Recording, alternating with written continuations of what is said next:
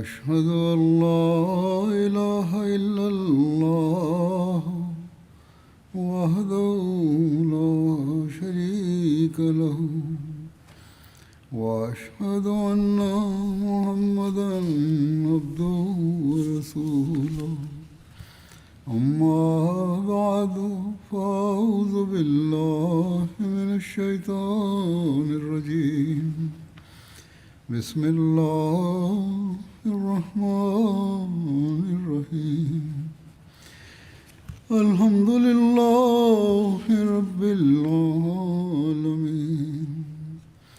الرحمن الرحيم مالك يوم الدين إياك نعبد وإياك نستعين اهدنا الصراط المستقيم صراط الذين أنعمت عليهم غير المغضوب عليهم ولا الضالين.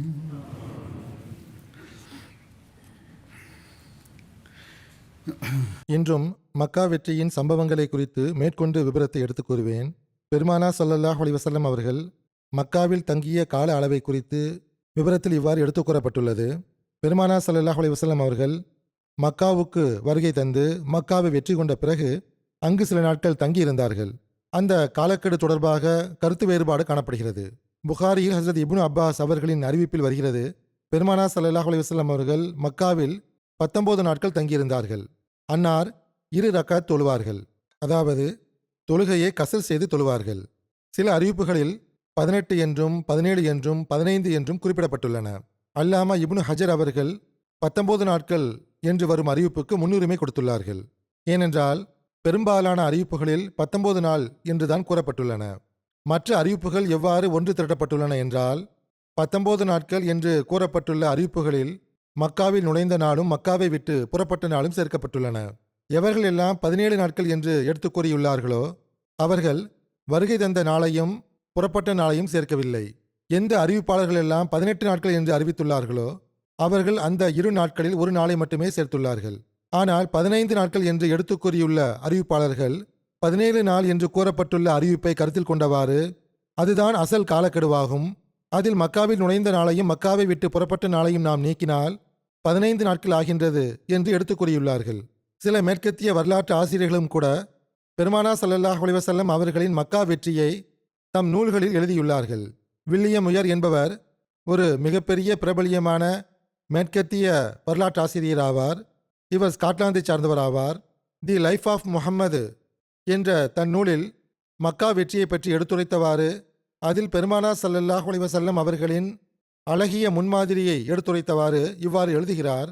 முஹம்மது ஸல்லல்லாஹு அலைஹி வஸல்லம் அவர்கள் கடந்த கால அனைத்து பழைய தவறுகளையும் மன்னிப்பது என்பது, அதாவது மக்களின் அனைத்து தவறுகளையும் மன்னிப்பது, மக்கள் கொடுத்த சிறிய பெரிய துன்பங்களை மன்னிப்பது என்பது உண்மையிலேயே அன்னாரின் சுய லாபத்திற்காகவே இருந்தது.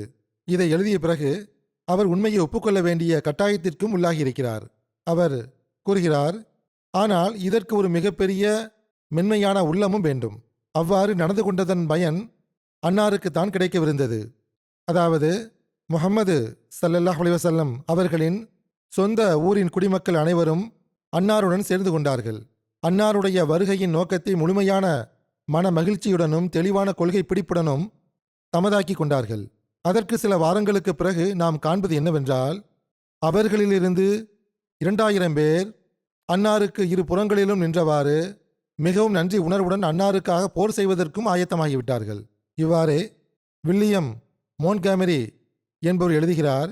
இவரும் ஸ்காட்டிஷை சார்ந்த ஒரு மேற்கத்திய வரலாற்றாசிரியர் ஆவார். இவர் இஸ்லாத்திற்கு எதிராகவும் கண்ணியத்திற்குரிய நபி ஸல்லல்லாஹு அலைஹி வஸல்லம் அவர்களுக்கு எதிராகவும் தம் நூலில் மிக கடுமையான விஷயங்களை பேசியிருக்கிறார். ஆனால் முஹம்மது அட் மதீனா என்ற தன் நூலில் இவ்வாறு எழுதியிருக்கிறார். அதனுடைய மொழியாக்கத்தை நான் எடுத்து வைக்கிறேன். இதற்கு முன்பும் கூட நான் மொழியாக்கத்தை தான் எடுத்து வைத்தேன். அவர் கூறுகிறார், மக்கத்து தலைவர்கள் முஸ்லிம்களாக ஆக வேண்டும் என்று கட்டாயப்படுத்தப்படவில்லை. இதை அவரே ஒப்புக்கொள்கிறார். தொடர்ந்து எழுதுகிறார், இந்த தலைவர்களும் மற்ற எவ்வளவோ மக்களும் குஃப்ரில் தான் நிலைத்திருந்தார்கள். இந்த அனைத்தையும் விட மிக பெரிய விஷயம் என்னவென்றால் அது முஹம்மது ஸல்லல்லாஹு அலைஹி வஸல்லம் அவர்கள் தம் தலைமையில் அந்த ஒற்றுமையை தாங்கி பிடித்தார்கள். உங்களுடன் நீதியோடு தான் நடந்து கொள்ளப்படுகிறது என்று ஏறக்குறைய அனைத்து மக்களுக்கும் உணரச் செய்தார்கள். இந்த விஷயம் இஸ்லாமிய சமூகத்தில் சமத்துவம், நிம்மதி மற்றும் உத்வேகம் ஆகிய உணர்வுகளை இன்னும் அதிகமாக்கியது. அது பிற இடங்களில் காணப்பட்ட நிம்மதியற்ற நிலைக்கு நேர் எதிராக இருந்தது. இந்த விஷயம் நிச்சயமாக பல மக்களுக்கு தெளிவாக தெரிந்திருக்கும். அது அவர்களை முஹம்மது ஸல்லல்லாஹு அலைஹி வஸல்லம் அவர்களை நோக்கி கவனமூட்டியது. இந்த அனைத்திலும் ஒரு விஷயம் கண்டிப்பாக தாக்கத்தை ஏற்படுத்தக்கூடியதாக இருந்தது. அது என்னவென்றால் முஹம்மது ஸல்லல்லாஹு அலைஹி வஸல்லம் அவர்கள் தம் குறிக்கோள், தம் அகப்பார்வை, தம் தொலைநோக்கு பார்வை ஆகியவற்றின் மீது அவர்களுக்கு இருந்த நம்பிக்கையே ஆகும்.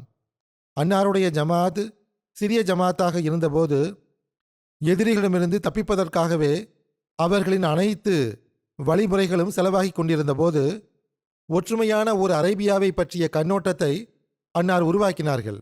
அது எல்லா திசைகளிலும் பரவும். அதில் மக்காவைச் சேர்ந்த மக்கள் தம் பழைய வியாபார பங்களிப்பை காட்டிலும் மிக முக்கிய புதிய பங்களிப்பை செலுத்துவார்கள் என்பதாக அந்த கண்ணோட்டம் இருந்தது.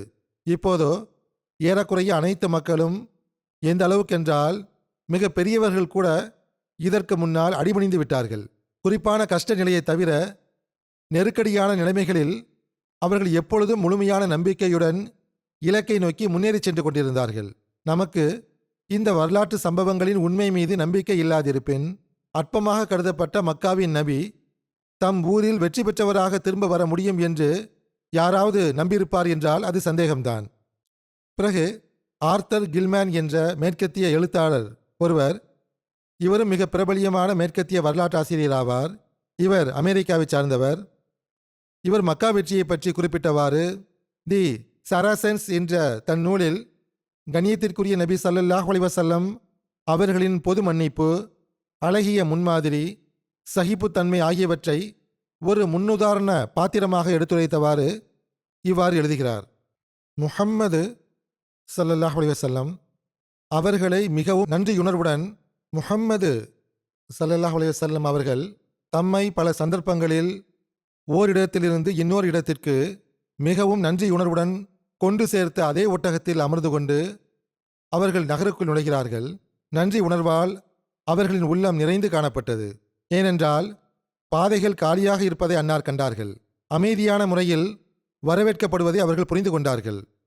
கடந்த காலங்களில் மக்காவாசிகள் செய்த அநீதிகள் நினைவுக்கு வந்து அது அன்னாரை பழிவாங்க தூண்டியிருக்கலாம்.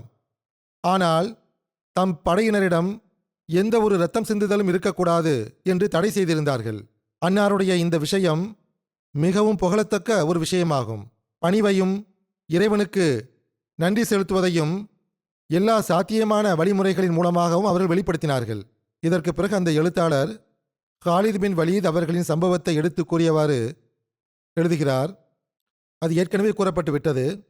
அவர் கூறுகிறார், ஓரிடத்தில் காலித் அவர்கள் அதிகாரத்தை கொண்டு எதிர்த்தார்கள் என்பது உண்மைதான். ஆனால் அதை முஹம்மது ஸல்லல்லாஹு அலைஹி வஸல்லம் அவர்கள் கடுமையாக வெறுத்தார்கள். நபி ஸல்லல்லாஹு அலைஹி வஸல்லம் அவர்கள் செய்த முதல் வேலை சிலைகளை விட்டு காபாவை தூய்மையாக்கியதுதான்.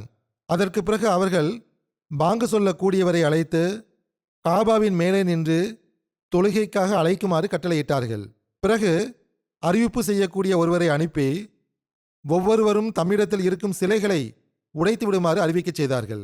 பிறகு எழுதுகிறார், பல்வேறு சந்தர்ப்பங்களில் மிகவும் மிருகத்தனமான முறையில் நடந்து கொண்ட 10 அல்லது 12 பேருக்கு தண்டனை கொடுக்க வேண்டும் என்று கட்டளையிடப்பட்டிருந்தது. அதில் 4 பேருக்கு அங்கு மரண தண்டனை கொடுக்கப்பட்டது. ஆனால் இந்த நடைமுறையை நான் மற்ற வெற்றியாளர்களின் நடைமுறையோடு ஒப்பிட்டு பார்க்கும்போது இது மிகவும் அதிக மனிதத்தன்மையுடன் நிறைந்து இருப்பதாக கருதுகிறேன். சிலுவைவாசிகளின் அநீதிகளை பற்றி குறிப்பிட்டவாறு மேற்கொண்டு எழுதுகிறார், 1099ஆம் ஆண்டில் ஜெருசலேம் கைப்பற்றப்பட்ட போது 70,000 முஸ்லிம் ஆண்களும் பெண்களும் ஆதரவற்ற குழந்தைகளும் அப்போது மரணத்தின் குழியில் தள்ளப்பட்டார்கள். அதேபோன்று 1874இல் ஆப்பிரிக்காவில் கோல்டு கோஸ்டில், தற்போது அதனுடைய பெயர் கானாவாகும், ஒரு தலைநகரம் எரிக்கப்பட்டது. இவற்றோடு ஒப்பிட்டு பார்க்கும்போது முஹம்மது ஸல்லல்லாஹு அலைஹி வஸல்லம் அவர்களின் வெற்றி உண்மையிலேயே மார்க்கத்தின் வெற்றியாக இருந்ததே ஒழிய அது அரசியல் வெற்றியாக இருக்கவில்லை. எல்லா விதத்திலும் தம் தனிப்பட்ட கண்ணியம் குறித்த விஷயங்களை அவர்கள் மறுத்தார்கள். அரசாங்க பாவனைகளின் அனைத்து வழிமுறைகளையும் விட்டு தவிர்த்து கொண்டார்கள். மக்காவின் ஆணவம் கொண்ட அனைத்து தலைவர்களும் அவருக்கு முன்னால் கொண்டு வரப்பட்ட போது, நீங்கள் என்னிடமிருந்து இன்று எதை எதிர்பார்க்கிறீர்கள் என்று கேட்டார்கள். அதற்கு அவர்கள், தாராள மனப்பான்மை கொண்ட எங்களது சகோதரரே, கருணையை எதிர்பார்க்கிறோம் என்று கூறினார்கள். அதற்கு முஹம்மது ஸல்லல்லாஹு அலைஹி வஸல்லம் அவர்கள், அப்படி என்றால் அவ்வாறே நிகழட்டும், நீங்கள் அனைவரும் சுதந்திரமானவர்கள் ஆவீர்கள் என்று கூறினார்கள். பிறகு ரூத் கிரன்ஸ்டன் என்ற மேற்கத்திய வரலாற்று ஆசிரியர் ஒருவர் இருக்கிறார். இவரும் அமெரிக்காவை சார்ந்தவர்தான். மக்கா வெற்றியை குறிப்பிட்டவாறு வேர்ல்டு ஃபெய்த் எனும் தன் நூலில் எழுதியிருக்கிறார். இவர் பெண்மணி ஆவார். இவர் கூறுகிறார், 630ஆம் ஆண்டின் தொடக்கத்தில் ஒரு நாள் என்ன நிகழ்ந்தது என்றால், 10 ஆண்டுகளுக்கு முன்பு கற்களால் அடித்து இந்த நகரத்திலிருந்து வெளியேற்றப்பட்டு கேலிக்கு ஆளாக்கப்பட்ட அந்த மனிதர் இப்போது தனது 10,000 அனுபவமிக்க வீரர்களுடன் மக்கா நகரத்திற்குள் நுழைகிறார். யாரையும் கொல்ல வேண்டாம் என்றும் நகரவாசிகளிடம் இரக்கத்துடன் நடந்து கொள்ள வேண்டும் என்றும் முஹம்மது ஸல்லல்லாஹு அலைஹி வஸல்லம் அவர்கள் கட்டளையிட்டிருந்தார். ஆனால் மக்காவாசிகள் கொடுத்த அனைத்து வாக்குறுதிகள், உறுதிமொழிகள் இருந்த போதிலும் அம்மக்களின் வீரர்கள் மீது தாக்குதல் நடத்தப்பட்டது. அப்போது நபி ஸல்லல்லாஹு அலைஹி வஸல்லம் அவர்களின் படைகளின் தளபதியாக காலிது இருந்தார். அப்போது அவர் முஸ்லீமாக ஆகியிருந்தார். அவர் கடுமையான முறையில் பதிலடி கொடுத்து கொண்டிருந்தார். நபி ஸல்லல்லாஹு அலைஹி வஸல்லம் அவர்கள் காலித் அவர்களை அந்த நடவடிக்கையிலிருந்து தடுப்பது கடினமான விஷயமாக இருந்தது. எவ்வாறு இருப்பினும் இந்த எழுத்தாளர் இவ்விஷயத்தில் மிகைப்படுத்தி எழுதியிருக்கிறார். மக்காவாசிகள் சார்பாக எந்த உறுதிமொழியும் கொடுக்கப்பட்டிருக்கவில்லை. மக்காவாசிகள் தான் முதலில் தாக்கினார்கள். எப்படி இருந்தாலும் அவர்களிடத்தில் உள்ள மார்க்க துவேஷம் எங்கேயாவது வெளிப்பட்டு விடுகிறது. பிறகு அவர் எழுதுகிறார், 2 முஸ்லிம்களும் 28 மக்காவாசிகளும் கொல்லப்பட்டார்கள். இப்படிப்பட்ட ஒரு நேரத்தில், இப்படிப்பட்ட ஒரு சந்தர்ப்பத்தில் வேறு எந்த தலைவரும் தலைமையேற்றிருந்தால் எவ்வளவு கொலையும் அழிவும் ஏற்பட்டிருக்கும் என்று கற்பனை செய்து பாருங்கள். பிறகு இங்கே மீண்டும் உண்மையை கூற வேண்டிய கட்டாயத்திற்கு அந்த எழுத்தாளர் ஆகியிருக்கிறார். அவர் எழுதுகிறார், முஸ்லிம் படை நகரை கைப்பற்றியதும் முஹம்மது ஸல்லல்லாஹு அலைஹி வஸல்லம் அவர்கள் தமது உடையை மாற்றி வெள்ளை நிற இஹ்ராமை அணிந்தார்கள். அன்னார் ஹஜ்ஜுக்காக நிர்ணயிக்கப்பட்ட சடங்குகளை நிறைவேற்றினார்கள். காபாவை 7 முறை தவாஃப் செய்தார்கள். பிறகு அன்னார் தமது மற்ற தோழர்களை அழைத்தார்கள். அவர்கள் எப்படிப்பட்ட தோழர்கள் என்றால், அன்னாருடைய நோக்கத்திற்காக மீண்டும் மீண்டும் தம் உயிரை பணயம் வைத்து தியாகம் செய்தவர்களாவார்கள். அவர்கள் இந்த மகத்தான நாளிலும் வாழ்க்கையின் மிக முக்கியமான இந்த சந்தர்ப்பத்திலும் தம்முடன் துணையாக நிற்க வேண்டும் என்று விரும்பினார்கள். ஹுபுல் சிலை உட்பட ஒவ்வொரு சிலையாக மொத்தம் 360 சிலைகள் காபாவில் இருந்து அகற்றப்பட்டு உடைக்கப்பட்டன. ஒவ்வொரு சிலையையும் உடைக்கும்போது முஹம்மது ஸல்லல்லாஹு அலைஹி வஸல்லம் அவர்கள் உரத்த குரலில், உண்மை வந்துவிட்டது, பொய் அழிந்துவிட்டது என்று கூறுவார்கள். பிறகு கேரன் ஆம்ஸ்ட்ராங் என்பவர் இருக்கிறார். இவரும் ஒரு நல்ல மேற்கத்திய வரலாற்று ஆசிரியை ஆவார். பொதுவாக மிகவும் நீதியுடன் எழுதுபவர். இவர் 1944இல் பிறந்தார். இங்கிலாந்தின் ஒரு புகழ்பெற்ற அறிஞரும் எழுத்தாளரும் ஆவார். மதங்களுக்கு இடையிலான ஒப்பீட்டு ஆய்வுகள் குறித்த தம் எழுத்துக்களுக்காக இவர் புகழ்பெற்று விளங்குகிறார். இவர் தம் நூலான முஹம்மது எ பயோகிராஃபி ஆஃப் த ப்ராஃபட்டில் மக்கா வெற்றியை குறித்து இவ்வாறு எழுதியுள்ளார். நபி ஸல்லல்லாஹு அலைஹி வஸல்லம் அவர்களுக்கு இரத்தம் சிந்த வைப்பதன் மூலமாக பழிவாங்கும் எண்ணம் எதுவும் இருக்கவில்லை. இஸ்லாத்தை ஏற்றுக்கொள்ளும்படி யாரும் கட்டாயப்படுத்தப்படவில்லை. எவர் மீதும் எந்த அழுத்தமும் கொடுக்கப்பட்டதாகவும் தெரியவில்லை. முஹம்மது ஸல்லல்லாஹு அலைஹி வஸல்லம் அவர்கள் மக்களை கட்டாயப்படுத்த விரும்பவில்லை. மாறாக அவர்களிடையே அமைதி மற்றும் நல்லிணக்கத்தை ஏற்படுத்த விரும்பினார்கள். நபி ஸல்லல்லாஹு அலைஹி வஸல்லம் அவர்கள் குறைஷிகளை துன்புறுத்த வேண்டும் என்பதற்காக மக்காவுக்கு வரவில்லை. மாறாக அந்த மக்களுக்கு உதவாததாக நிரூபணமான அவர்களின் மதத்தை முடிவுக்கு கொண்டு வர வந்தார்கள். மக்கா வெற்றியின் மூலம் முஹம்மது ஸல்லல்லாஹு அலைஹி வஸல்லம் அவர்கள் நுபுவத்துடைய தம் வாதத்தின் உண்மையை நிரூபித்தார்கள். இந்த வெற்றி எந்தவித இரத்தம் சிந்துதலும் இல்லாமல் கிடைத்தது. முஹம்மது ஸல்லல்லாஹு அலைஹி வஸல்லம் அவர்களின் அமைதி கொள்கை வெற்றி பெற்றது. சில ஆண்டுகளிலேயே மக்காவில் சிலை வணக்கம் முடிவுக்கு வந்தது. இக்ரிமா மற்றும் சுஹைல் போன்ற மிக கடுமையான எதிரிகள் கூட களப்பற்ற உத்வேகம் நிறைந்த முஸ்லிம்களாக மாறிப்போனார்கள். எவ்வாறு இருப்பினும் இந்த மேற்கத்திய வரலாற்று ஆசிரியர்களுள் சிலர் எப்படிப்பட்டவர்களாக உள்ளார்கள் என்றால், கடுமையான எதிர்ப்பாளராக இருந்த போதிலும் இந்த உண்மையை எடுத்துரைத்துள்ளார்கள். உண்மையை ஒப்புக்கொள்ள வேண்டிய கட்டாயத்திற்கு உள்ளாகியிருக்கிறார்கள். அவர்களால் வேறு எதுவும் செய்ய முடியவில்லை. மக்கா வெற்றி தொடர்பாக இன்னும் சில சம்பவங்களும் உள்ளன. அப்துல்லா பின் சாத் பின் அபி சர்ஹ் அவர்களின் பாவ மன்னிப்பு கோரிய சம்பவம் வருகிறது. இதை குறித்து எழுதப்பட்டுள்ளதாவது, அவர் முன்பு இஸ்லாத்தை ஏற்றுக்கொண்டிருந்தார், வஹி எழுதக்கூடியவராகவும் இருந்தார். பிறகு அவர் இஸ்லாத்திலிருந்து விலகி மீண்டும் திரும்பிச் சென்று விட்டார். அவருக்கும் மரண தண்டனை விதிக்கப்பட்டது என்றும் எழுதப்பட்டுள்ளது. மக்கா வெற்றி கொள்ளப்பட்ட போது இவர் ஹசரத் உஸ்மான் பின் அஃபான் அவர்களின் வீட்டில் ஒளிந்து கொண்டார். இவர் ஹசரத் உஸ்மான் அவர்களுக்கு பால்குடி சகோதரர் ஆவார். ஹசரத் உஸ்மான் அவர்கள் இவரை ஹசரத் நபி ஸல்லல்லாஹு அலைஹி வஸல்லம் அவர்களின் முன் கொண்டு வந்து, அல்லாஹ்வின் தூதர் அவர்களே, அப்துல்லாவின் பையத்தை ஏற்றுக்கொள்ளுங்கள் என்று வேண்டினார்கள். ஹசரத் நபி ஸல்லல்லாஹு அலைஹி வஸல்லம் அவர்கள் நீண்ட நேரம் வரை மௌனமாக இருந்து பின்னர் அவரது பையத்தை ஏற்றுக்கொண்டார்கள். அப்துல்லா பின் அபி சர்ஹ் திரும்பிச் சென்றதும் இதை பற்றி எழுதக்கூடிய அறிவிப்பாளர்கள் எழுதியிருப்பது என்னவென்றால், ஹசரத் நபி ஸல்லல்லாஹு அலைஹி வஸல்லம் அவர்கள் சஹாபிகளை பார்த்து, உங்களில் யாராவது ஒருவர் எழுந்து இவரை விரைவாக கொன்றுவிட வேண்டும் என்பதற்காகவே நான் சிறிது நேரம் மௌனமாக இருந்தேன் என்று கூறினார்கள். அதற்கு சஹாபிகள், அல்லாஹ்வின் தூதர் அவர்களே, தாங்கள் எங்களுக்கு சைகையாக ஏன் தெரிவிக்கவில்லை என்று கேட்டார்கள். அதற்கு ஹஜ்ரத் நபி ஸல்லல்லாஹு அலைஹி வஸல்லம் அவர்கள், ஒரு நபி கொலை செய்வதற்காக சைகை செய்ய மாட்டார் என்று கூறினார்கள்.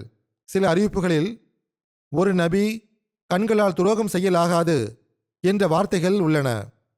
எவ்வாறு இருப்பினும் இந்த அறிவிப்பும் இதுபோன்ற ஒத்த அறிவிப்புகளும் சில வரலாற்று நூல்களில் இருப்பதால் அதை நான் எடுத்து வைக்கிறேன். ஆனால் இவை அனைத்தும் சந்தேகத்திற்குரியவையாக உள்ளன என்பதை கவனத்தில் கொள்ள வேண்டும். ஹஜ்ரத் நபி ஸல்லல்லாஹு அலைஹி வஸல்லம் அவர்களின் முன்மாதிரியும் அன்னாருடைய பொறுமையும் இவை அனைத்தும் போலியாக உருவாக்கப்பட்ட அறிவிப்புகள் என்பதையே நிரூபிக்கின்றன. எவ்வாறு இருப்பினும் ஹதீஸ் நூலான சுனன் நசாயில் இந்த அறிவிப்பு இவ்வாறு உள்ளது. மக்கா வெற்றியின் போது அப்துல்லா பின் சாத் ஹசரத் உஸ்மான் அவர்களின் வீட்டில் ஒளிந்து கொண்டார். பிறகு பொது பையத் அறிவிக்கப்பட்ட போது ஹசரத் உஸ்மான் அவர்கள் அப்துல்லாவை அழைத்து, அப்துல்லாவின் பையத்தை ஏற்றுக்கொள்ளுங்கள் என்று வேண்டினார்கள். ஹசரத் நபி ஸல்லல்லாஹு அலைஹி வஸல்லம் அவர்கள் தனது அருளுக்குரிய தலையை உயர்த்தி அவரை பார்த்தார்கள். இவ்வாறு 3 முறை செய்தார்கள். பிறகு மறுத்துவிட்டார்கள். இவ்வாறு 3 முறை செய்த பிறகு அவரது பையத்தை ஏற்றுக்கொண்டார்கள். அதன் பிறகு சஹாபிகளை பார்த்து, நான் பையத் வாங்காததை கண்டபோது உங்களில் எந்த புத்திசாலியாவது எழுந்து அவரை கொன்றுவிடவில்லையா என்று கேட்டார்கள். அதற்கு சஹாபிகள், அல்லாஹ்வின் தூதர் அவர்களே, தங்கள் உள்ளத்தில் என்ன உள்ளது என்று எங்களுக்கு எப்படி தெரியும்? தாங்கள் ஏன் எங்களுக்கு கண் அசைக்கவில்லை என்று கேட்டார்கள். ஹஜ்ரத் நபி ஸல்லல்லாஹு அலைஹி வஸல்லம் அவர்கள் கூறினார்கள், ஒரு நபி கண்களால் துரோகம் செய்வது அவரது மகிமைக்கு பொருத்தமானதல்ல. இது நசாயியின் அறிவிப்பாகும். ஆனால் இந்த அறிவிப்பு சரியானதாக இருக்க வேண்டும் என்று நம்ப வேண்டிய அவசியமில்லை. இந்த அறிவிப்பு சுனன் அபுதாவுதிலும் உள்ளது. அத்துடன் சுனன் அபுதாவுதில் இதை தவிர வேறு ஒரு அறிவிப்பும் உள்ளது. ஆனால் அந்த அறிவிப்பில் கொலை போன்ற விஷயங்கள் குறிப்பிடப்படவில்லை. அந்த அறிவிப்பில் இவ்வாறு வருகிறது. ஹசரத் இப்னு அப்பாஸ் அவர்கள் அறிவிக்கிறார்கள், அப்துல்லா பின் சாத் பின் அபி சர்ஹ் என்பவர் ஹசரத் ரசூலுல்லாஹ் ஸல்லல்லாஹு அலைஹி வஸல்லம் அவர்களின் எழுத்தாளராக இருந்தார். ஷைத்தான் அவரை வழிதவரச் செய்தான். அவர் காஃபிர்களுடன் சேர்ந்து கொண்டார். மக்கா வெற்றியின் நாளில் ஹசரத் ரசூலுல்லாஹ் ஸல்லல்லாஹு அலைஹி வஸல்லம் அவர்கள் அவரை கொல்ல உத்தரவிட்டார்கள். ஹசரத் உஸ்மான் பின் அஃபான் அவர்கள் அவருக்கு அடைக்கலம் கேட்டார்கள். அதன் பேரில் ஹசரத் ரசூலுல்லாஹ் ஸல்லல்லாஹு அலைஹி வஸல்லம் அவர்கள் அவருக்கு அடைக்கலம் கொடுத்தார்கள். இங்கு அப்துல்லா பின் சாத் தொடர்பான இத்தகைய அறிவிப்புகள் குறித்து தெளிவு பெற வேண்டிய விஷயம் என்னவென்றால், நான் முன்பும் கூறியது போல் இந்த அறிவிப்பு எந்த ஹதீஸ் நூல்களில் வந்துள்ளதோ அதன் சனது, அதாவது அறிவிப்பாளர் சங்கிலி குறித்து ஆய்வு மேற்கொள்ளப்பட்ட போது அது சனது ரீதியாக பலவீனமானது என்று தெரிய வந்துள்ளது. ஏன் கண் அசைக்கவில்லை என்று கேட்பது, பெருமானார் ஸல்லல்லாஹு அலைஹி வஸல்லம் அவர்கள் நான் மௌனமாக இருந்தேன் என்று கூறுவது ஆகியவை எப்படிப்பட்ட விஷயங்கள் என்றால், பெருமானார் ஸல்லல்லாஹு அலைஹி வஸல்லம் அவர்கள் மன்னராக இருந்தார்கள். அன்னார் தெளிவாக கூறியிருக்க முடியும். எவ்வாறு இருப்பினும் கவனிக்க வேண்டிய மற்றொரு முக்கியமான விஷயம் என்னவென்றால், இஸ்லாத்தில் முர்த்தது ஆனால் எந்த தண்டனையும் கிடையாது. எனவே அப்துல்லா பின் சாது முர்த்ததாகிவிட்டார், ஆகவே அவருக்கு மரண தண்டனை விதிக்கப்பட்டது என்று கூறுவது சரியானதாக இருக்க முடியாது. இது மட்டுமின்றி இன்னொரு விஷயமும் கவனிக்கத்தக்கதாக உள்ளது. அது என்னவென்றால், நான் ஏற்கனவே கூறியது போல் இந்த சம்பவத்தின் விளக்கத்தில் கூறப்பட்ட விவரங்கள் ஹஸரத் நபி ஸல்லல்லாஹு அலைஹி வஸல்லம் அவர்களின் கண்ணியத்திற்கு முரணாக தென்படுகின்றன. ஹஸரத் நபி ஸல்லல்லாஹு அலைஹி வஸல்லம் அவர்களோ அந்நாளில் அல்லாஹ்வின் கஃபார், சத்தார், ரஹீம், கரீம் ஆகிய பண்புகளின் முழுமையான வெளிப்பாடாக தென்பட்டார்கள். அதாவது மன்னிப்பவன், மறைப்பவன், இரக்கம் காட்டுபவன், கருணை காட்டுபவன் ஆகிய பண்புகளின் முழுமையான வெளிப்பாடாக தென்பட்டார்கள். மன்னிப்பு கேட்டு பிறகு அன்னாரால் மன்னிக்கப்படாத எந்த ஒரு நபரும் அங்கு தென்படவில்லை. அவர் மரண தண்டனை விதிக்கப்பட்டவராக இருந்தாலும் சரியே. இந்த ஹதீஸ் புகாரி மற்றும் முஸ்லிம் ஆகிய ஹதீஸ் நூல்களிலும் கூட இடம்பெறவில்லை. மேலும் இந்த அறிவிப்பு ஹதீஸின் உண்மைத்தன்மைக்கு முரணாக தோன்றுகிறது. ஏனென்றால் ஹஸரத் நபி ஸல்லல்லாஹு அலைஹி வஸல்லம் அவர்கள் ஒரு வெற்றி பெற்ற தளபதியாகவும் இருந்தார்கள். யாரையாவது கொல்ல கட்டளையிட வேண்டிய அவசியம் இருந்திருந்தால் யாருக்கும் பயப்பட வேண்டிய அவசியம் கிடையாது. சைகையோ அல்லது கண்ணசைப்போ எதற்கு தேவைப்பட்டது? ஹஸரத் உஸ்மான் அவர்கள் அப்துல்லாவை அழைத்து வந்தபோது, இல்லை, இவரது குற்றங்கள் மன்னிக்க முடியாதவை என்று தெளிவாக கூறியிருக்கலாம். அந்த நாட்களில் பனு மக்சூம் குலத்தைச் சேர்ந்த ஒரு பெண்ணின் திருட்டு வழக்கம் ஹஸரத் நபி ஸல்லல்லாஹு அலைஹி வஸல்லம் அவர்களின் முன்னிலையில் கொண்டு வரப்பட்டது. அந்த பெண்ணுக்காக பெரிய பரிந்துரைகளும் செய்யப்பட்டன. ஹஸரத் உம்மு சல்மா மற்றும் ஹஸரத் உசாமா பின் ஸைத் ஆகியோர் அந்த பெண்ணுக்காக பரிந்துரை செய்தார்கள். ஆனால் ஹஸரத் நபி ஸல்லல்லாஹு அலைஹி வஸல்லம் அவர்கள் அனைத்து பரிந்துரைகளையும் நிராகரித்துவிட்டு கையை வெட்டும் தண்டனையை உறுதி செய்தார்கள். ஆகவே ஹஸரத் அப்துல்லா பின் சாதின் குற்றம் மிகவும் கடுமையானதாக இருந்திருந்தால் அவரது மன்னிப்பிற்கு இடமில்லை என்று தெளிவாக கூறியிருக்கலாம். ஆனால் அதற்கு பதிலாக பொதுவான ஒழுக்க நெறிகளுக்கும் பொதுவான மரபுகளுக்கும் முரணான ஒரு செயலை ஹஸரத் நபி ஸல்லல்லாஹு அலைஹி வஸல்லம் அவர்களோடு தொடர்புபடுத்துவது ஏற்கத்தக்கதல்ல. அதாவது அவர் பையத் செய்வதற்கு வந்தபோது நவுதுபில்லா அந்த இடைப்பட்ட நேரத்தில் யாராவது அவரை விரைவாக கொன்றுவிட வேண்டும் என்பதற்காக ஹஸரத் நபி ஸல்லல்லாஹு அலைஹி வஸல்லம் அவர்கள் மௌனமாக இருந்தார்கள் என்றும், சஹாபிகள் அவ்வாறு செய்யாத போது அன்னார் அவர்களிடம் ஏன் கொலை செய்யவில்லை என்று விசாரித்தார்கள் என்றும், சஹாபிகள் அன்னாரிடம் தாங்கள் கண்களால் சைகை செய்திருக்கலாமே என்று கூறியபோது, நபியின் கண் துரோகம் செய்யாது, ஆகவே கண்களால் சைகை செய்யவில்லை என்று அன்னார் கூறினார்கள் என்றும் கூறுவது ஏற்கத்தக்கதல்ல. அதாவது யாராவது அவரை கொன்றிருக்க வேண்டுமே என்பதுதான் ஹஸரத் நபி ஸல்லல்லாஹு அலைஹி வஸல்லம் அவர்களின் மன விருப்பமாக இருந்தது. ஆனால் அன்னார் சைகை செய்யவில்லை என்று நிரூபிக்க விரும்புகிறார்கள். நவுதுபில்லா. இந்த அறிவிப்பின் அமைப்பே இந்த சம்பவத்தை மறுக்கிறது. இத்தகைய ஒரு விஷயம் ஹஸரத் நபி ஸல்லல்லாஹு அலைஹி வஸல்லம் அவர்களுடன் தொடர்புபடுத்தி பேசுவதை விட்டும் அன்னாருடைய கண்ணியம் மிகவும் உயர்ந்ததும் மேன்மையானதும் ஆகும். ஹஸரத் நபி ஸல்லல்லாஹு அலைஹி வஸல்லம் அவர்கள் அல்லாஹ்வின் கட்டளைகளை நிலைநாட்டுவதில் ஒரு மலையைப் போல் உறுதியாக இருந்தார்கள். யாரையும் பொருட்படுத்த மாட்டார்கள். ஆனால் மன்னிப்பு மற்றும் கருணையின் போது பட்டு போல மென்மையாகவும் மிருதுவாகவும் ஆகிவிடுவார்கள். அவர்களுக்கு எந்தவிதமான கவலையும் சஞ்சலமும் இருந்ததில்லை. எனவே அப்துல்லா பின் சாதின் பையத் தொடர்பான இத்தகைய அறிவிப்புகள் சந்தேகத்திற்குரியவை ஆகும். சில வரலாற்றாசிரியர்களும் வாழ்க்கை வரலாறு எழுதுபவர்களும் இவற்றை ஏற்க மறுத்துள்ளனர். ஹஸரத் முஸ்லிம் மவ்ஊத் ரலியல்லாஹு அன்ஹு அவர்கள் சூரத்துல் மோமினூன் உடைய 15ஆம் வசனத்தின் விளக்க உரையின் போது இந்த சம்பவத்தை பற்றி இவ்வாறு குறிப்பிடுகிறார்கள். இந்த வசனத்துடன் ஒரு வரலாற்று சம்பவம் தொடர்புடையது. அதை இங்கே விவரிப்பது அவசியமானதாக தோன்றுகிறது. ஹஸரத் ரசூலே கரீம் ஸல்லல்லாஹு அலைஹி வஸல்லம் அவர்களுக்கு அப்துல்லா பின் அபி சர்ஹ் என்ற ஒரு வஹி எழுதுபவர் இருந்தார். அன்னார் மீது ஏதேனும் வஹி இறங்கும்போது அவரை அழைத்து எழுதச் சொல்வார்கள். ஒரு நாள் அன்னார் இதே வசனங்களை அவர் மூலமாக எழுத வைத்துக் கொண்டிருந்தார்கள். சும்ம அன்ஷஅனாஹு ஹல்கன் ஆகர், அதாவது பின்னர் அதை நாம் மற்றொரு படைப்பாக வளர்ச்சியடை செய்தோம் என்ற வசனத்தை அடைந்தபோது அந்த நபருடைய வாயிலிருந்து தன்னிச்சையாக ஃபதபாரக்கல்லாஹு அஹ்சனுல் ஹாலிகீன், அதாவது படைப்போருள் மிகச் சிறந்தவனாகிய அல்லாஹ் மிக்க அருளுக்குரியவனாவான் என்று வெளிப்பட்டது. ஹஸ்ரத் ரசூலுல்லாஹ் ஸல்லல்லாஹு அலைஹி வஸல்லம் அவர்கள் இதுவும் வஹியே, இதை எழுதிக்கொள் என்று கூறினார்கள். முந்தைய வசனங்களின் விளைவாக இந்த வசனம் இயல்பாகவே உருவாகிவிடுகிறது என்று அந்த நட்பெயரற்றவருக்கு தோன்றவில்லை.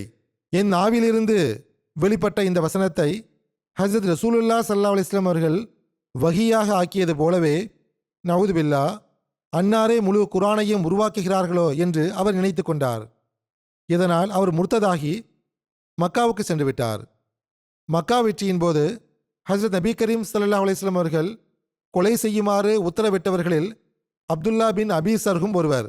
ஆனால் ஹஸ்ரத் உஸ்மான் ரலியல்லாஹு அன்ஹு அவருக்கு அடைக்கலம் கொடுத்திருந்தார்கள். அவர் 3 நாட்கள் அவர்களின் வீட்டில் ஒளிந்திருந்தார்.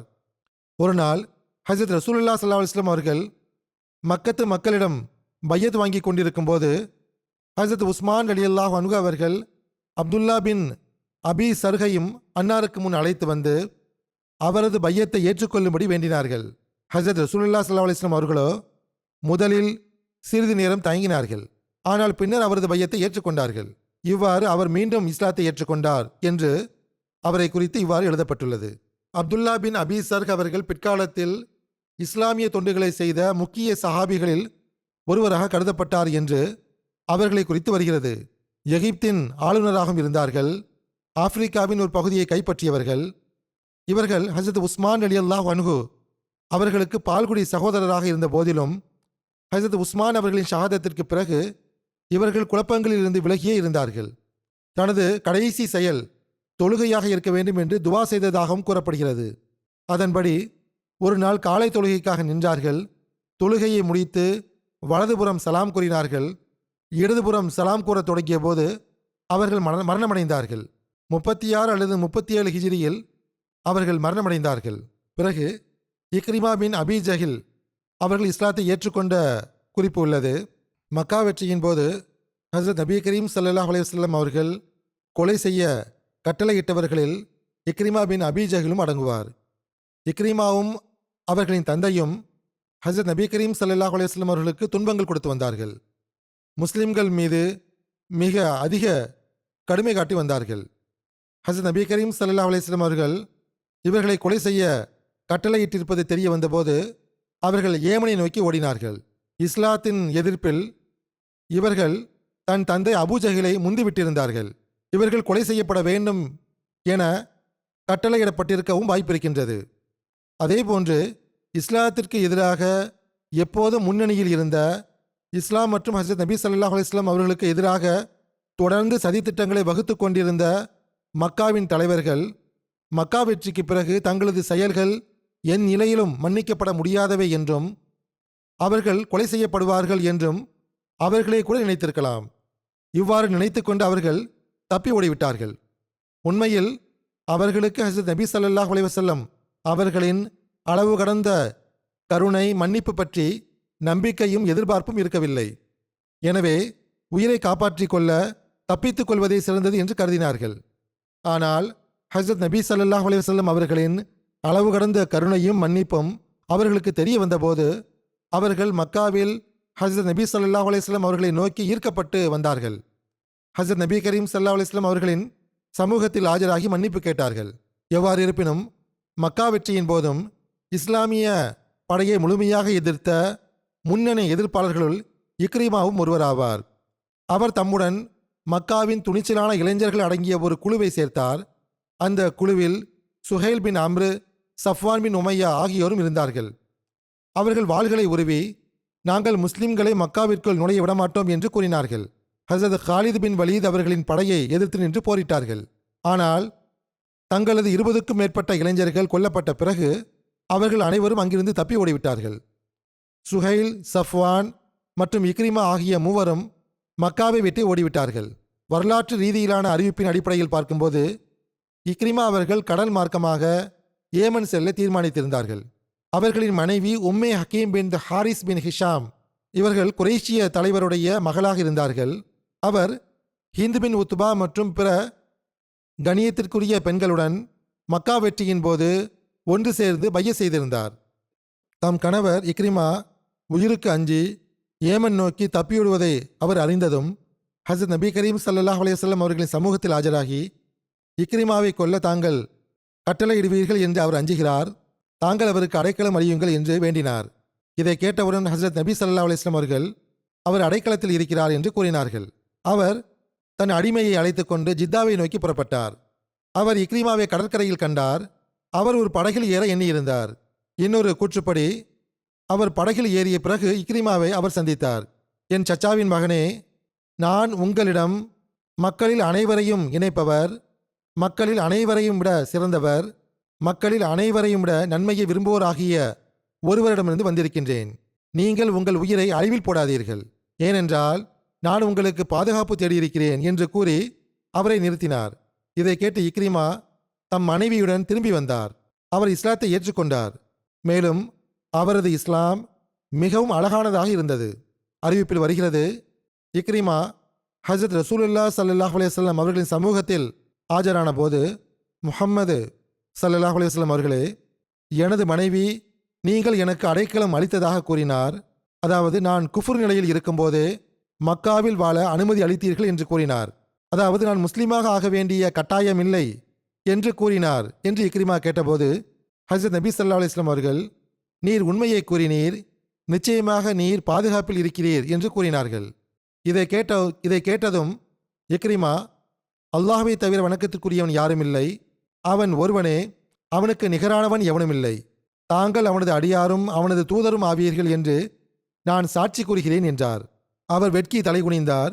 பிறகு ஹஜ்ரத் நபி கரீம் ஸல்லல்லாஹு அலைஹி வஸல்லம் அவர்கள் இக்ரிமாவை பார்த்து, இக்ரிமாவே, இன்று நீங்கள் என்னிடம் எதை கேட்டாலும் அதற்கான ஆற்றல் இருக்கும் என்றால் நிச்சயமாக அதை உமக்கு வழங்குவேன் என்றார்கள்.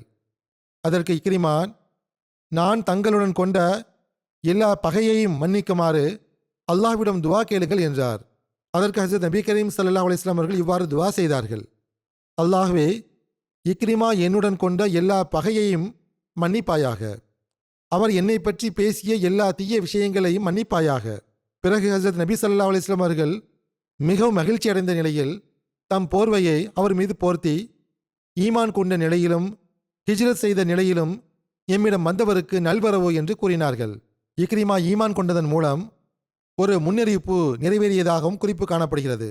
ஹஜ்ரத் முஸ்லிம் மௌத் ரலியல்லாஹு அன்ஹு அவர்கள் இவ்வாறு கூறுகிறார்கள்: இக்ரிமா நம்பிக்கை கொண்டதனால் ஹஜ்ரத் நபிகள் நாயகம் ஸல்லல்லாஹு அலைஹி வஸல்லம் அவர்கள் பல ஆண்டுகளுக்கு முன்பே தம் சஹாபிகளிடம் கூறிய ஒரு முன்னறிவிப்பு நிறைவேறிற்று. அவர்கள் கூறிய அந்த முன்னறிவிப்பாவது, நான் ஒரு கனவு கண்டேன். அந்த கனவில் நான் சொர்க்கத்தில் இருக்கிறேன். அங்கு திராட்சை குலை ஒன்றை கண்டேன். இது யாருக்கு என்று மக்களிடம் கேட்டேன். இது அபூஜஹிலுக்கு என்று பதிலளிக்கக்கூடிய ஒருவர் கூறினார். இது எனக்கு வியப்பை அளித்தது. நம்பிக்கை கொண்டவர்களை தவிர வேறு எவரும் சொர்க்கத்தில் நுழைவதில்லையே.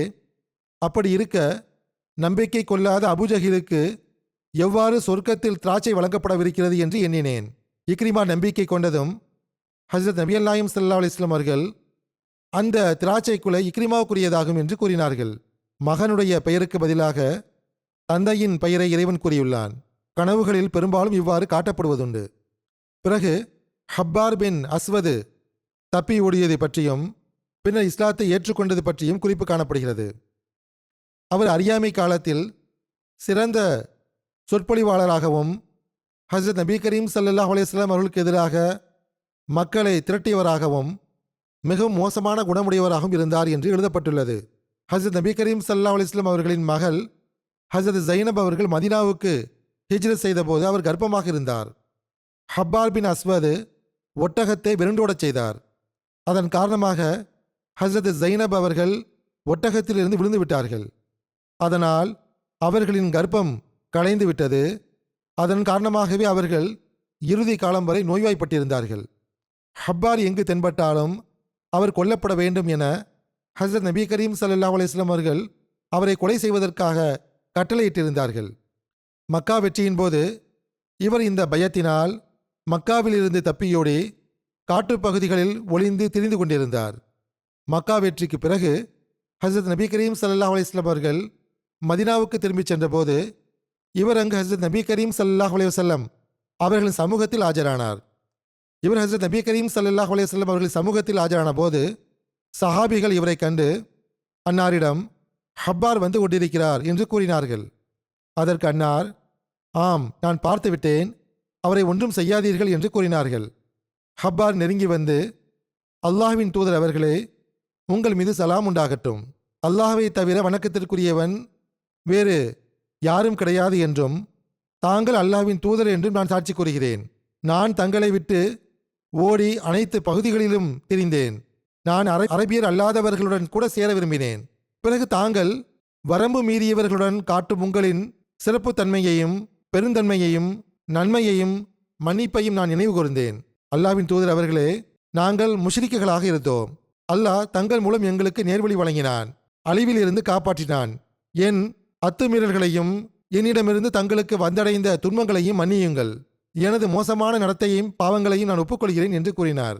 அறிவிப்பாளர் கூறுகிறார், நான் அப்போது ஹஸரத் நபி கரீம் ஸல்லல்லாஹு அலைஹி வஸல்லம் அவர்களை பார்த்து கொண்டிருந்தேன். ஹப்பாரின் மன்னிப்பு கோரலுக்கு பிறகு வெட்கத்தின் காரணமாக அன்னார் தலையை தாழ்த்தி அமர்ந்திருந்தார்கள். நான் உன்னை மன்னித்து விட்டேன், இஸ்லாம் அதற்கு முந்தைய பாவங்களை மன்னித்து விடுகிறது என்று கூறினார்கள். ஹஸரத் முஸ்லிம் மௌத் ரலியல்லாஹு அன்ஹு அவர்களும் இந்த சம்பவத்தை பற்றி எழுதியுள்ளார்கள். அன்னார் கூறுகிறார்கள், மரண தண்டனை வழங்கப்பட வேண்டும் என்று விதிக்கப்பட்டவர்களுள் ஹஸரத் நபிகள் நாயகம் ஸல்லல்லாஹு அலைஹி வஸல்லம் அவர்களின் மகள் ஹஸரத் ஜைனப் அவர்களின் மரணத்திற்கு காரணமாக இருந்த ஹப்பார் என்பவரும் ஒருவராவார். ஹஸரத் ஜைனப் அவர்கள் அமர்ந்து சென்ற ஒட்டகத்தின் தொட்டில் கயிற்றை அவர் துண்டித்ததால் அவர்கள் அதிலிருந்து கீழே விழுந்தார்கள். இதனால் அவர்களின் கர்ப்பம் கலைந்து போயிற்று. அடுத்த சில நாட்களுக்கு பிறகு அவர்கள் மரணமடைந்து விட்டார்கள். அவருடைய மற்ற குற்றங்களுடன் இந்த குற்றமும் சேர்ந்து கொண்டது. ஆகவே மரண தண்டனைக்குரியவராக அவர் ஆகியிருந்தார். இந்த நபரும் ஹஸரத் நபிகள் நாயகம் ஸல்லல்லாஹு அலைஹி வஸல்லம் அவர்களிடம் வந்து, அல்லாஹ்வின் தூதர் அவர்களே, நான் தங்களை விட்டு வெருண்டோடி ஈரானுக்கு சென்று கொண்டிருந்தேன். அப்போது இறைவன் தனது நபியின் மூலம் இணை வைக்கும் எங்கள் எண்ணங்களை அகற்றி ஆன்மீக அழிவிலிருந்து எங்களை காப்பாற்றிவிட்டான். எனவே நான் மற்றவர்களிடம் செல்வதற்கு பதிலாக அவரிடமே சென்று நான் செய்த பாவங்களை ஒப்புக்கொண்டு அவரிடம் மன்னிப்பு கோர வேண்டும் என்று என் மனம் கூறியது என்றார். இதை கேட்ட ஹஸரத் நபிகள் நாயகம் ஸல்லல்லாஹு அலைஹி வஸல்லம் அவர்கள், ஹப்பாரே, இறைவன் உங்களுடைய உள்ளத்தில் இஸ்லாத்தின் மீது நேசத்தை ஏற்படுத்தி இருக்கும்போது நான் ஏன் உங்கள் பாவங்களை மன்னிக்கக்கூடாது? நிச்சயமாக நான் உங்களை மன்னித்து விட்டேன். நீங்கள் இதற்கு முன் செய்த குற்றங்களை எல்லாம் இஸ்லாம் அழித்து விட்டது என்றார்கள். ஆக இவரை கூட அன்னார் மன்னித்து விட்டார்கள். ஆனால் அப்துல்லாஹை பற்றி கூறப்படும் போது ஹஸரத் நபி கரீம் ஸல்லல்லாஹு அலைஹி வஸல்லம் அவர்கள் ஏன் எந்த சைகையும் செய்யவில்லை என்று சஹாபிகள் கேட்டதாக நம்பப்படுகிறது. எவ்வாறு இருப்பினும் காபின் ஜுஹைர் பின் அபி அஸ்லமி என்ற இன்னொருவரும் இருந்தார். ஹிஜ்ரி 7 காபும் அவரது சகோதரர் புஜைரும் அப்ரக் என்ற இடத்திற்கு வந்தார்கள். இது பஸ்ராவில் இருந்து மதினாவிற்கு செல்லும் பாதையில் பனு அசது இனத்தவரின் கிணறாகும். புஜைர் அங்கிருந்து மதினாவுக்கு சென்று இஸ்லாத்தை ஏற்றுக்கொண்டார். அதனால் அவரது சகோதரர் காப் மிகவும் கோபப்படைந்தார். அவர் அவதூறு கவிதைகளை எழுதினார். பொதுவான அறிவிப்புகளின்படி பார்க்கும்போது ஹஸரத் ரசூலுல்லாஹி ஸல்லல்லாஹு அலைஹி வஸல்லம் அவர்கள் இந்த அவதூறு கவிதைகளின் காரணமாக காபை கொல்லும்படி கட்டளையிட்டதாக தெரிகிறது. ஆனால் உண்மையான விஷயம் இது மட்டும் கிடையாது. மாறாக காபும் அவருடைய சகோதரர் புஜைரும் ஹஸரத் ரசூலுல்லாஹி ஸல்லல்லாஹு அலைஹி வஸல்லம் அவர்களுக்கு தீங்கு விளைவிக்க அல்லது அன்னாரை கொல்ல சதி செய்திருந்தனர் என்றும் சில சான்றுகளிலிருந்து தெரிய வருகிறது. இந்த நோக்கத்தின் காரணமாகத்தான் காபு மதினாவில் இருந்து விலகி தொலைவில் தங்கியிருந்து தனது சகோதரரை மதினாவிற்கு அனுப்பினார். ஆனால் புஜைர் இஸ்லாத்தை ஏற்றுக்கொண்டார். தனது சகோதரன் இஸ்லாத்தை ஏற்றுக்கொண்ட செய்தி காபிற்கு தெரிந்ததும் அவர் மிகவும் கோபமடைந்தார். அதன் பிறகு ஹஸரத் ரசூலுல்லாஹி ஸல்லல்லாஹு அலைஹி வஸல்லம் அவர்கள் தாயிஃபில் இருந்து திரும்பி வந்து கொண்டிருந்த போது, அதற்கு பிறகு ஹஸரத் ரசூலுல்லாஹி ஸல்லல்லாஹு அலைஹி வஸல்லம் அவர்கள் தாயிஃபில் இருந்து திரும்பி வந்து கொண்டிருந்த போது புஜைர் தனது சகோதரர் காபின் ஜுஹைருக்கு ஒரு கடிதம் எழுதினார். அதில் ஹஸரத் ரசூலுல்லாஹி ஸல்லல்லாஹு அலைஹி வஸல்லம் அவர்களின் சமூகத்தில் வந்து தன் தவறுகளுக்கு மன்னிப்பு கோரி தௌபா செய்யுமாறு கேட்டுக்கொண்டார். ஏனென்றால் தௌபா செய்து அன்னாரிடம் வந்து சேரும் ஒவ்வொருவரையும் அன்னார் மன்னித்து விடுகிறார்கள் என்று எழுதியிருந்தார்.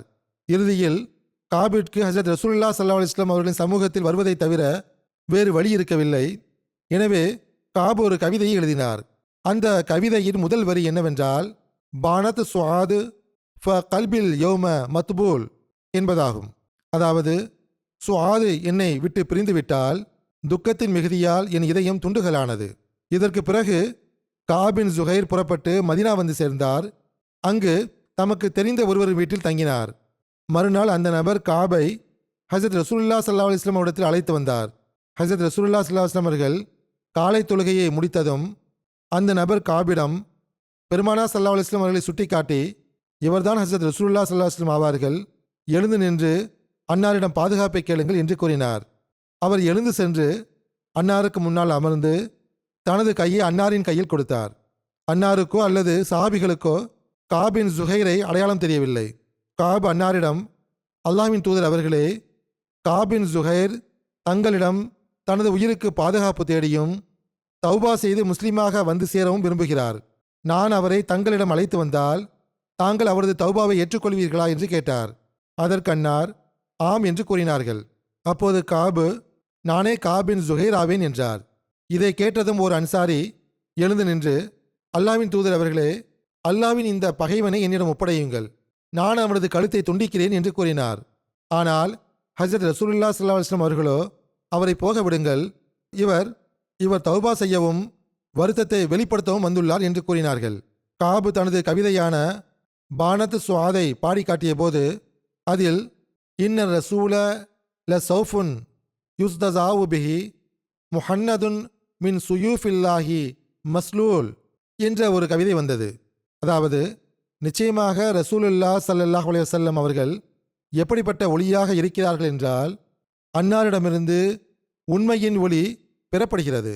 அவர்கள் அல்லாஹ்வின் வாள்களுள் உருவப்பட்ட ஒரு கூரிய இந்திய வாள் ஆவார்கள்.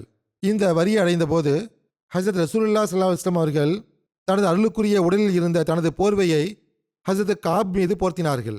இந்த போர்வை காரணமாகவே இந்த கவிதை கசீதா புர்தா, அதாவது போர்வை கவிதை என்ற பெயரில் பிரபலியமானது. புர்தா என்றால் போர்வை என்று பொருள். இது கசீதா பானத் சுஆத் என்றும் கசீதா புர்தா என்றும் அழைக்கப்படுகிறது. பிற்காலத்தில் ஹசரத் அமீர் முஆவியா அவர்கள் ஒரு பெரிய தொகைக்கு ஹசரத் காபிடம் இருந்து இந்த போர்வையை வாங்க முயன்றார். ஆனால் அவர், நான் ஹசரத் ரசூலுல்லாஹ் ஸல்லல்லாஹு அலைஹி வஸல்லம் அவர்களின் இந்த அருளுக்குரிய உடையை பிரிய மாட்டேன் என்று கூறி மறுத்துவிட்டார். ஆனால் ஹசரத் காப் அவர்கள் மரணமடைந்த பிறகு ஹசரத் அமீர் முஆவியா அவர்கள் காபின் வாரிசுகளிடம் இருந்து இந்த போர்வையை விலைக்கு வாங்கி கொண்டார். அதன் பிறகு இந்த போர்வை பனு உமையா ஆட்சியாளர்களுக்கு பரம்பரை சொத்தாக மாறி வந்து கொண்டிருந்தது. மேலும் அவர்களின் ஆட்சி வீழ்ந்தபோது அது வீணாகி போனது. பொதுமக்களிடையே கசீதா புர்தா என்ற பெயரில் மற்றொரு கவிதையும் மிகவும் பிரபலியமாக உள்ளது. அது இமாம் ஷர்ஃபுத்தீன் பூசீரி அவர்களின் கவிதையாகும். இதுவும் கசீதா புர்தா என்று ஏன் அழைக்கப்படுகிறது என்றால், இவர்கள் ஹஜ்ரத் நபி கரீம் ஸல்லல்லாஹு அலைஹி வஸல்லம் அவர்களின் மகத்துவத்தில் இந்த கவிதையை எழுதிய போது ஹஜ்ரத் நபி கரீம் ஸல்லல்லாஹு அலைஹி வஸல்லம் அவர்கள் கனவில் அவர்களுக்கு தனது அருளுக்குரிய போர்வையை பொருத்தினார்கள்.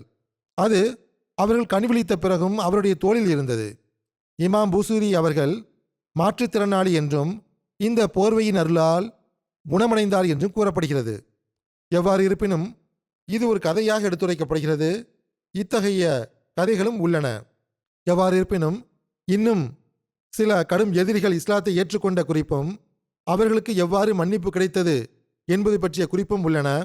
இந்த குறிப்புகளை நான் இனி வரக்கூடிய காலத்தில் எடுத்துரைப்பேன். அடுத்த வெள்ளிக்கிழமை இன்ஷா அல்லாஹ் ஜமாத் அஹ்மதியா பிரிட்டனுடைய ஆண்டு மாநாடும் தொடங்குகிறது. அதற்காகவும் துவா செய்யுங்கள். அல்லாஹ் தன் அருளால் மாநாட்டை அருளுக்குரியதாக ஆக்குவானாக. மேலும் ஒவ்வொரு நிகழ்ச்சியையும் தனது அருளால் சிறப்பானதாக ஆக்குவானாக. விஷமத்தனம் மற்றும் தீங்கு செய்யக்கூடிய ஒவ்வொருவரிடமிருந்தும் அல்லது தீங்கு விளைவிக்க எண்ணம் கொண்டிருக்கும் ஒவ்வொரு நபரின் தீங்கிலிருந்தும் அல்லாஹ் பாதுகாப்பானாக. உள்நாட்டிலிருந்தும் வெளிநாட்டிலிருந்தும் வரக்கூடிய விருந்தினர்களை அல்லாஹ் பாதுகாப்பாக கொண்டு வந்து இங்கு அவர்களை எல்லா வகையிலும் தனது பாதுகாப்பில் வைப்பானாக. மாநாட்டிற்கு வரும் மக்களுடைய தனிப்பட்ட விருந்தினர்களாக இருந்தாலும் சரி, அல்லது ஜமாத் ஏற்பாட்டின் கீழ் வரக்கூடிய விருந்தினர்களாக இருந்தாலும் சரி, அவர்களுக்கு விருந்தோம்பல் துறையின் கீழ் ஏற்பாடு செய்யப்படுகின்றது. விருந்தோம்பல் செய்யும் ஒவ்வொருவருக்கும் அந்த விருந்தினர்களின் விருந்தோம்பலின் உரிமையை நிறைவேற்றக்கூடிய நல்வாய்ப்பை அல்லாஹ் வழங்குவானாக. விருந்தோம்பல் செய்யும் ஒவ்வொருவருக்கும் அந்த விருந்தினர்களின் விருந்தோம்பலின் உரிமையை நிறைவேற்றக்கூடிய நல்வாய்ப்பை அல்லாஹ் வழங்குவானாக. உற்சாகத்துடனும் ஆர்வத்துடனும் ஊழியர்கள் ஆண்டு மாநாட்டில் தொண்டு செய்வதற்கு தங்களை முன்னிறுத்துகிறார்கள். அவர்கள் தமது துறையில் தன்னலமற்ற முறையில் தொண்டாற்றுவதற்காக அல்லாஹ் அவர்கள் அனைவருக்கும் நல்வாய்ப்பு வழங்குவானாக. மேலும் மிகவும் கண்ணியத்துடனும் மரியாதையுடனும் மென்மையுடனும் இனிமையான உள்ளத்துடனும் அவர்கள் விருந்தினர்களுக்கு சேவை செய்ய வேண்டும். சில சமயங்களில் வேலைப்பளு மற்றும் தூக்கமின்மை காரணமாக சில ஊழியர்களின் இனிமையான இயல்பு பாதிக்கப்படுகிறது. ஆனால் எந்த துறையில் பணியாற்றினாலும் ஒவ்வொரு ஊழியரும் நமக்கு அல்லாஹ் ஹஸ்ரத் மசீஹ் மவ்ஊத் அலைஹிஸ்ஸலாத்து வஸ்ஸலாம் அவர்களின் விருந்தினர்களுக்கு சேவை செய்யும் நல்வாய்ப்பை வழங்கியுள்ளான், அதற்கான வாய்ப்பை வழங்கியுள்ளான், அதற்கான சந்தர்ப்பத்தை வழங்கியுள்ளான் என்று எண்ணியவாறு இந்நாட்களை கழிக்க வேண்டும்.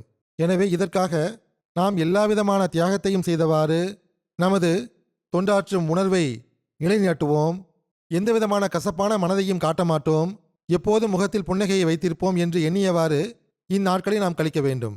இளம் பெண்கள் அல்லது பெண்கள், இளைஞர்கள் அல்லது பெரிய வயது ஆண்கள், அதிகாரிகள் அல்லது உதவியாளர்கள், உணவு சமைப்பவர்கள் மற்றும் லங்கர் நிர்வாகத்தை நடத்தும் ஊழியர்கள் அல்லது உணவு பரிமாறும் ஊழியர்கள், பாதுகாப்பு ஊழியர்கள் அல்லது வாகன நிறுத்துமிட ஊழியர்கள், தூய்மை மற்றும் சுகாதார ஊழியர்கள் அல்லது உட்புற மற்றும் வெளிப்புறங்களில் சிக்னல் கொடுக்கும் பணியில் ஈடுபட்டுள்ள ஊழியர்கள் அல்லது நுழைவு வாயில் நியமிக்கப்பட்டுள்ளவர்கள், குழந்தைகளுடைய பகுதியில் பணியாற்றக்கூடிய பெண்கள் அல்லது மெயின் மாநாட்டு திடலில் பணியாற்றக்கூடிய சிறுமிகள், பெண்கள், ஆண்கள் அனைவரும் எப்போதும் தம் முகத்தில் புன்னகையுடன் தம் பணிகளை நிறைவேற்ற வேண்டும். அல்லாஹ் இதற்கான நல்வாய்ப்பை வழங்குவானாக. அத்துடனே எவருக்கும் எவ்வித விஷமத்தனமும் செய்ய துணிவு பிறக்காத வகையில் ஒவ்வொருவரின் மீதும் ஓர் ஆழமான பார்வையும் வைத்திருக்க வேண்டும். அனைத்து ஊழியர்களும் அழகிய முறையில் தொண்டாற்றக்கூடிய நல்வாய்ப்பு அல்லாஹ் வழங்குவானாக. அல்லாஹ்வின் அருள்களை பெறக்கூடியவர்களாக ஆவார்களாக.